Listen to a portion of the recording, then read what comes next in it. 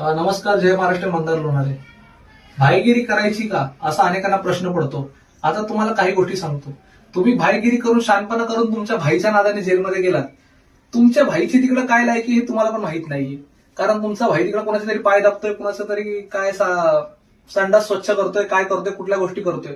अच्छा, भाईगिरी करून तुम्हाला काय भेटलं? काही नाही. तुम्ही जेलमध्ये गेलात, तुम्हाला जेलचं अन्न खायला भेटलं, काय काय तुमचं झालं ते ठीक आहे. पण तुमच्या आई वडिलांना इतका त्रास होतो त्या गोष्टींचा. दिवसभर त्या वकिलांच्या मागे मागे फिरा, त्यांना काय गोष्टी लागतील ते द्या. कोर्टात कुठे थुंकलेलं असेल, पोलिसांना कुठे थुंकलेलं असेल, तिकडे त्या घाणीत बसा. दिवसभर तुमची तारीखची वाट बघा. महिना महिना तुम्ही तो भेटत नाही. तुम्ही लोक जेव्हा कोर्टामध्ये रिमांडला येतात त्यावेळेला पोलिसांना कसे ट्रीट करतात हे तुमच्या आई वडिलांना विचारा. तुम्ही भाईगिरी करून तर जेलमध्ये असतात, मस्त जेवत बिवत असतात, खात पित असतात. पण तुमच्या आई वडिलांना त्या गोष्टीचा किती त्रास होतो. कुठे थुंकलेलं असतं, काय असतं, दिवसभर ते माता माऊली तिकडे बसलेली असते, तुमची वाट बघत बसलेली असते, रडत असते.